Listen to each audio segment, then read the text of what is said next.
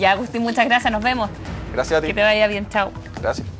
Bien, y nosotros seguimos avanzando en otras noticias. Agrupaciones de padres pidieron urgencia para la ley que protege a niños denunciantes de abuso sexual. Entre las medidas, por ejemplo, está evitar la revictimización, contratar más profesionales para ir en ayuda de estos pequeños, entre muchas otras medidas. Estamos aquí en el estudio con Francisco Estrada, director de Derecho de la Universidad Autónoma. ¿Cómo le va? Muy buenas tardes, bienvenido. Buenas tardes. Bueno, primero, ver que todos estos padres se reunieron ayer, porque todavía no se puede entender cómo se puede celebrar un día del orgullo del pedófilo, que era a través de internet, a propósito que conversábamos de la web, se dio a conocer un día así, y por eso salieron muchos papás a las calles a manifestarse y pedir la rapidez de una ley como esta. ¿En qué podría ayudar primero?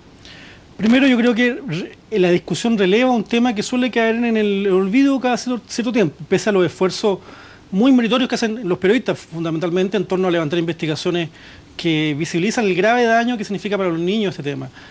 Una primera ayuda muy importante que podría dar algunos de los proyectos de ley que están hoy día en tramitación y que están casi muertos, ¿no? Porque no tienen ningún avance desde que fueron presentados, es evitar la revictimización. Cuando un niño es abusado, es violado, es maltratado, no hay nada peor que tenga que contar el mismo relato 1, 2, 3, hasta 12 veces, sin que nada raro haya ocurrido, porque es un caso complejo porque esto llega a la treintena a veces.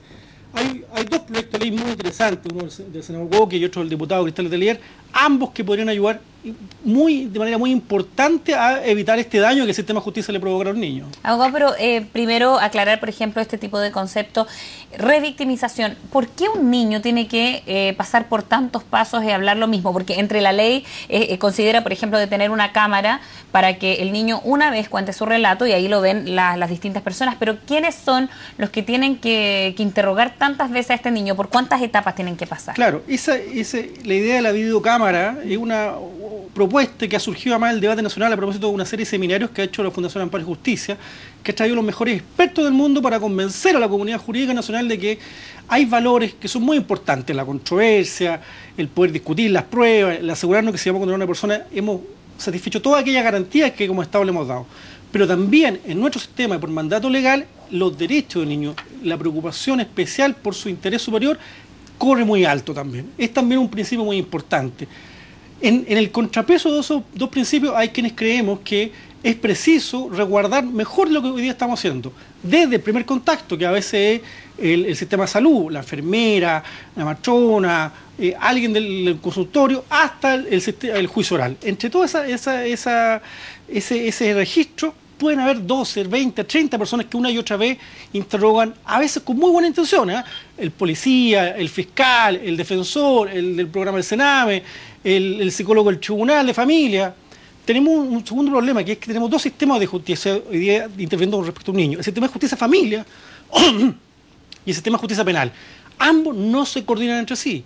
Usted puede estar teniendo algún resultado más o menos sólido en alguno de los dos sistemas y el otro no se entera jamás. Ahí hay un grave déficit que hoy día... ¿Esta ley también permitiría eso, una mayor coordinación entre...? No está contemplado en la ley, y por eso que junto a otros actores hemos sido muy enfáticos en señalar que es necesario, es urgente el proyecto de ley de derechos del niño, una protección integral de los derechos del niño que aborde todas estas cuestiones.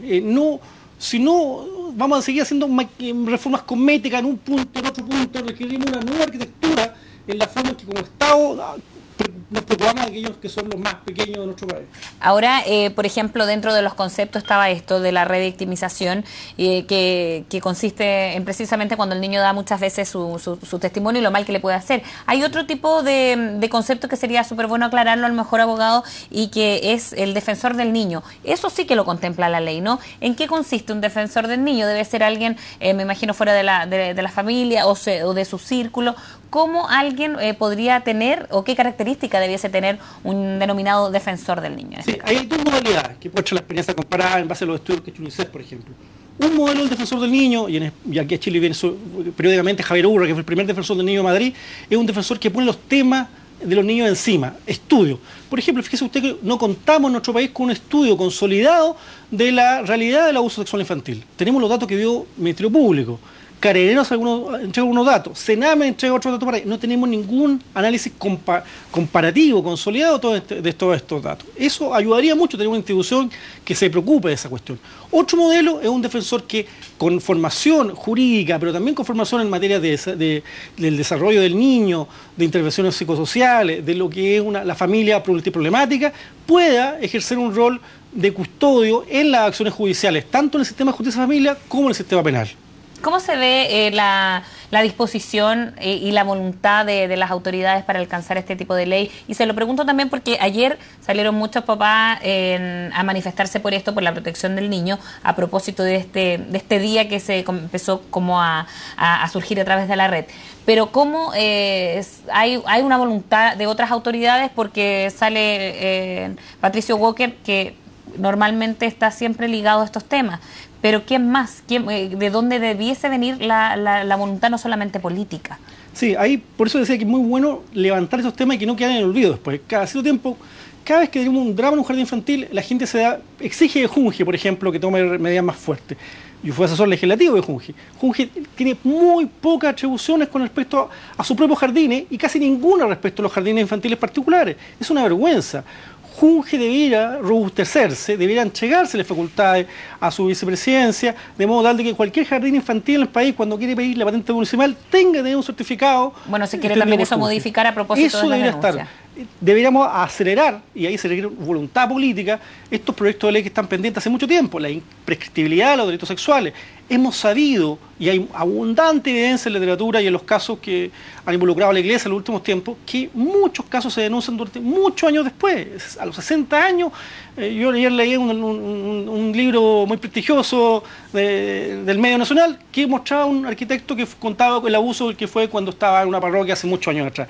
Bueno, ese tipo de cuestiones tienen que ser reaccionadas adecuadamente por la ley. Y eso significa reconocer que no podemos declarar la prescripción pasado los pocos años para el sistema adulto, porque en los niños, los delitos sexuales contra niños es otra dinámica. Además tenemos que robustecer otras instituciones. Sename hoy día cuenta con facultades, pero sus recursos en materia de diagnóstico y reparación son insuficientes. Diversos parlamentarios, diversas ONG lo han dicho en todos los tonos. Faltan, las listas de espera son muy grandes todavía, y por más esfuerzo que se hagan de gestión, ahí hay un tema de recursos adicionales. Pero además recursos para que mejoren la capacitación de ese personal. No es lo mismo cualquier profesional que viene saliendo de la universidad y que se ponga a hacer diagnóstico o reparación. Tiene que ser el personal experto. Robustecer también al Ministerio Público. Se ha discutido mucho el fortalecimiento y un plan que está en discusión en el Parlamento. Sin embargo, eso va por una senda. Y por otra senda se discute otros temas. Hay algunos recursos en ese proyecto de ley que van a la URAVIT, la Unidad Regional de Atención a Víctimas Testigos. Esos recursos, los montos que yo he conocido, son absolutamente insuficientes para que esos equipos que están en cada región puedan atender realmente la necesidad de los niños abusados en las distintas regiones del país. Ahora, en la Fiscalía, bueno, un fiscal de la zona oriente precisamente, y a través de todas las denuncias que se han conocido en el último tiempo, habló de ojalá no caer en una psicosis, pero escuchábamos este fin de semana al fiscal nacional Saba Chaguán y decía que está comprobado que no hay psicosis, porque sí se ha comprobado que suben las denuncias cada vez más de menores abusados. ¿Usted cree que efectivamente las denuncias han aumentado así tan importantemente como en un 20%, como ha señalado el Sename? Sí, los datos las opiniones que da la sobrevivencia, y no tenemos ninguna evidencia de ningún caso de paranoia. Aquí lo que tenemos más bien es una cuestión bastante consistente con otros países en etapa de desarrollo como la nuestra. A medida que nos vamos sofisticando, que se incrementan los discursos de los derechos del niño, aumentan las denuncias. A medida que aumenta la concientización, aumentan las denuncias. A medida que usted aumenta las comisarías, a medida que hay investigaciones, Sename, los colegios aumentan la difusión, prácticas que anteriormente se veían como tolerables pasan a ser aborrecibles. En muchas partes del país, y a mí me ha tocado conocerlo de primera fuente, era hace muy pocos años atrás, el desfloramiento de la hija primogénita era parte de las atribuciones del padre, una práctica casi medieval. Eso hoy día, a nivel de legitimación cultural, ya no corre. Y esos casos se levantan hoy día como abuso sexual, por supuesto. Lo que tenemos hoy día en el sistema educacional es también un tema que pone en entredicho las capacidades de los educadores para hacerse cargo de estas nuevas realidades. El contar con espacios seguros, el que la comunidad educativa sepa qué rol va a jugar cada uno cuando se ocurre un incidente como esto, es tremendamente necesario. Y hemos visto en los últimos días comunidades educativas totalmente diversas. Una comunidad educativa donde defendió y pagó la defensa de un religioso filipino, y otra comunidad educativa, el Colegio Poquindo, que inmediatamente dio declaraciones, habló con la comunidad, dio un comunicado público en su página web. Dos formas de enfrentar los fenómenos. Por cierto que hay una comunidad entonces que se siente más protegida, que siente que, fíjense usted, siempre hay controversia. Un abusador sexual infantil, por lo que la evidencia muestra, suele ser gente muy integrada, gente que un vecino, un coalumno va a decir, oye, pero era tan buena persona, ¿no? Por lo tanto, siempre va a haber personas que lo van a defender. ¿Hay algunos rasgos o algún tipo de perfil que hace identificar fácilmente a un abusador? No, fácilmente ninguno. No hay ninguna... Pero que sea un denominador común, a lo mejor, lo que usted está me diciendo, que sea una persona muy integrada a una comunidad. A ver, yo creo que más bien que eso hay algunos indicadores. El pacto de silencio es un indicador que siempre es muy preocupante. ¿Cómo distinguimos a alguien que toqueteó con una connotación erótica y a alguien que connotó simplemente jugando? Generalmente nos muestra la literatura que los abusadores exigen el pacto de silencio. Tú no le cuentes esto a nadie más que a mí. Eso ya es un indicador muy grave de daño. Hay una relación de poder que se está construyendo, y por eso desde el enfoque del buen trato, una cosa que los papás podemos hacer con nuestros hijos es enseñarles que no hay secretos con nadie, que todo aquello que le ocurra en cualquier espacio tienen que contarlo, conversarlo con los papás, con sus profesores, con sus amigos. ¿Cómo no vivir esa paranoia de la que abordábamos hace un ratito, de los papás que están pendientes, no caer tampoco en la extrema desconfianza, o hay que ser extremadamente desconfiado? No, me gusta la expresión que usa un amigo, Juan Andrés Murillo, de la Fundación para la Confianza. La confianza lúcida la llama él, ¿no? A mí me parece una buena expresión. Es decir, hay que estar con los ojos abiertos, pero hay que pararse la lógica de la cooperación y la colaboración. Ahora, estos temas, por eso hay un autor chileno que es famoso, que es Jorge Barudi, y hay un centro de buen trato en la Universidad Católica. El pararse de buen trato, de las cosas que queremos nutrir a nuestros hijos y a nuestras comunidades de niños, es de donde tenemos que pararnos. Para eso, ahí a veces hay que tener cuidado con estas otras cuestiones que rompen ese sano crecimiento. ¿Cuándo se habla de un niño, cuando estamos hablando de niños abusados, menores abusados, hasta qué edad se entiende por niño en este caso de abuso? Porque a lo mejor hay muchos adolescentes que a lo mejor están en una edad mucho más complicada como para denunciar, porque seguramente no tienen esta o desconfianza o formación con lo que a lo mejor están creciendo los más chiquititos. Sí. Legalmente la minoría de edad termina en nuestro país a los 18 años. Y de ahí la importancia de la normativa legal que está proponiendo el senador Walker, que sean imprescriptibles, que una persona a los 40 años, a propósito de esto de la noticia, se dé cuenta, mire, eso que a mí parece que fue abusado, en realidad. Parece que no era simplemente que me estaban midiendo o que me estaban eligiendo ropa, no. Darse cuenta de ese proceso puede ser tremendamente doloroso, y eso puede ocurrir muchísimos años después. Por lo tanto, la ley tiene que reaccionar frente a eso. La prescripción es una institución que tiene un valor, que es la paz social, pero no es el único valor que corre alto. Hay otro valor que corre tan o más alto que el valor de la paz social. Claro, menos en estos casos. Muchas gracias, abogado, por estar en Canal 24 Horas. Que le vaya bien. Gracias. Bien, nosotros hacemos una pausa en las noticias y regresamos de inmediato. No se vayan.